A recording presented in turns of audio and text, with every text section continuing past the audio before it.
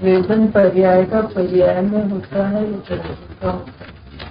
वेदन पर्याय में पर्याय का ही होता है, लेकिन उसमें क्योंकि वो उस द्रव्य के साथ द्रव्य के आकार बन गई है, ज्ञाय का कार बन गई है, तो ज्ञाय का कार बनी तो ज्ञाय का कार अपने को अनुभव करती, वो इस तरह अनुभव करती कि मैं मात्र ज्ञाय, इस तरह अनुभव करती तो अभेद हो गई, ये अभेदता हो गई ना। अगर वो कहे मैं ज्ञाय का अनुभव करती हूँ तो पर्याय न्यारी रही और वो जो ज्ञाय का कार है वो न्यारा रहा, वो अलग अलग रहा। जैसे अपन कहते हैं ना, ज्ञान में ज्ञानी जानने में आता है, ये विकल्प दशा है।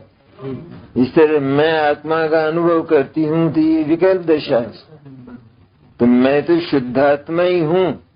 बस इस तरह पर्याय में पर्याय का वेदन और वो ज्ञाय का कार होती है तो उसका वेदन होता है ज्ञाय और आनंद होता है, क्योंकि जो व्यवस्था है वो यही है, एक गुण दूसरे गुण में जाता नहीं और द्रव्य गुण में जाता नहीं। तो जो द्रव्य है ध्रुव शुद्धात्मा वो अपनी जगह रहता है, और पर्याय जो है उसका सारा का सारा चित्र अपने में अपनी सामर्थ्य से उतार कर उसमें एकाकार हो जाती है। वही ज्ञाता वही ज्ञे हो गया। मैंने वो ज्ञाय की ज्ञाता और ज्ञाय की ज्ञे पर्याय में बराबर, ज्ञाय की ज्ञाता और ज्ञाय की ज्ञे पर्याय में बराबर। और जब हम इस तरह बोलते हैं कि ज्ञाय का अनुभव हो रहा है तो द्रव्य पर हमारा जाता है ना ध्यान, तो वो व्यवहार हो जाता है, वेदन होता है पर्याय को पर्याय में होता है, ये निश्चय है। द्रव्य का अनुभव हुआ जा रहा है, वो व्यवहार कैसे व्यवहार हो जाएगा ना, ये है निश्चय। तो सम्यक दर्शन तो इसमें हुआ ना, इस समय हुआ ना सम्यक दर्शन, वो तो पहले भी विद्यमान था, लेकिन सम्यक दर्शन तो अब हुआ ना जब पर्याय ने ज्ञाय का आकार अपने भीतर, ज्ञाय का चित्रांकन अपने भीतर किया और फिर उसमें अभेद हो गई, अर्थात मैं हूँ, यही मैं हूँ। तो यही मैं हूँ, इसमें ज्ञाता भी वही और ज्ञेय भी वही। इस तरह ज्ञाता ज्ञेय अभेद पर्याय में अभेद हो गया और वो अपने स्थान पर जो कहते स्तंभ की तरह, स्तूप की तरह पड़ा रहा जो शुद्धात्मा है। क्योंकि यहाँ प्रिंसिपल का खंडन नहीं होता है, प्रिंसिपल में फर्क नहीं पड़ता। अगर यहाँ हम फर्क डाल देंगे तो सारे जगत में फर्क पड़ जाएगा और पर पदार्थ आत्मा में प्रवेश करने के अधिकारी हो जाएंगे। तो ज्ञाय पर्याय से भिन्न तत्व है, भिन्न मन परस्पर विरुद्ध स्वभाव वाले तत्व हैं, वो नित्य है और ये अनित्य है। तो अगर नित्य अनित्य में आ गया तो फिर अन्य पदार्थ अन्य सारा जगत चिल्लाएगा, तुमने जो है कानून भंग कर दिया, इसलिए तुम्हारा दरवाजा खोल दो, अचेतन भी चेतन में आएगा और चेतन अचेतन में जाएगा। लेकिन कुदरत का जो संविधान है वो कभी भंग नहीं होता है, चाहे अपने ऊपर अप्लाई करो या दूसरे पर अप्लाई करो।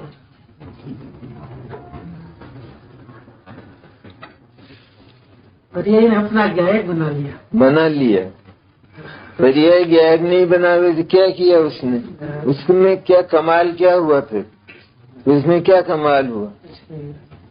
वो जो सामने वस्तु है जो देख ली, और भी पर्याय का सच क्या हुआ? नहीं होता तो वो तो पर्याय तो खाली रही, वो तो केवल देखने वाली रही। पर्याय ने अपने ज्ञाय का कार बनाया कहाँ? वो तो खाली रही और उसको ज्ञाय को देखती रही, तो वो होता नहीं है, वो होता नहीं है कि वो ज्ञाय में जा नहीं सकती है, पहुंच नहीं सकती। तो इस तरह जानना होता है कि वो अपना अपने रस से स्वरस से ज्ञाय का स्वतंत्र आकार बनाती है और उसी में लीन हो जाती है। तभी तो पर्याय तभी पर्याय है और सत है ना, वो समर्थ है, वो भी बहुत सामर्थ्य है उसकी। उसी समय सम्यक ज्ञान, सम्यक दर्शन और सम्यक चारित्र तीनों एक साथ अविनाभावी रूप से निश्चय रत्नत्रय की उपलब्धि होती है। वो खाली नहीं रहती, मोक्ष खाली नहीं रहती, खाली रहेगी नहीं, वरना हो तो क्योंकि इधर क्या रहा, कुछ नहीं। वो तो प्रतिभा से भरी हुई होना चाहिए हर समय। तो हमने दूसरों का के प्रतिभा से तो इनकार कर दिया, और अपना जहाँ नंबर आया तो वहाँ हम इनकार हो गए, वहाँ हमने वो बात स्वीकार कर ली उसके विरुद्ध कि नहीं, ज्ञायक का ही अनुभव हो रहा है। तो ज्ञायक का अनुभव हो रहा है तो ध्रुव का अनुभव जो है नित्य में कैसे होगा? ध्रुव अनित्य में कहाँ से आएगा? और ये अनित्य है, वो ध्रुव में कहाँ से जाएगा? इसलिए अपना तैयार करती है।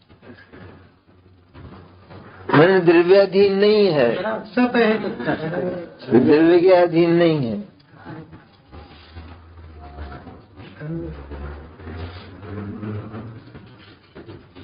नहीं तो सापेक्ष बन जाती, परतंत्र बन जाती, परतंत्र बन जाते हैं ना, सत नहीं रहती। जब हम अपने द्रव्य में इस तरह का थोड़ा भी लिहाज नहीं करते तो पर में कैसे लिहाज करेंगे? हम तो अपने द्रव्य गुण पर्याय में ही लिहाज नहीं करते हैं कि ये भी स्वतंत्र सत है और अपने अपने कार्य क्षेत्र में अपना अपना काम करते हैं। तो यही लिहाज नहीं है। जैन दर्शन तो इतना बेलिहाज है। स्वतंत्र है तो लिहाज का है। तो स्वतंत्रता की हद है। और गैस का कितना अवकर्तापना रहता है। निर्मल पर्याय भी हो तो भी वो तो वहाँ का वहाँ जैसा ही वैसा ही, वैसा है वैसे। वो तो ध्रुव है, एक स्तूप है, स्तूप बिल्कुल। ज्ञायक जो है स्तूप है। ज्ञान का काम जानना है उपादेय रूप से, तो उपादेय रूप से जानकर यही मैं हूँ, बस ये उसका स्व, यही श्रद्धा का स्व। तो दोनों का काम न्यारा न्यारा। श्रद्धा का काम न्यारा अहम करना, ज्ञान भी यहाँ अहम ही कर रहा है। स्वर दोनों का एक होने पर भी काम दोनों के न्यारे न्यारे हैं, क्योंकि ये अन्य में भी व्यवसाय कर सकता है ज्ञान, अन्य को भी। श्रद्धा में ये नहीं होगा। श्रद्धा के सामने अगर कोई अन्य होगा तो उसका नाम मिथ्या दर्शन।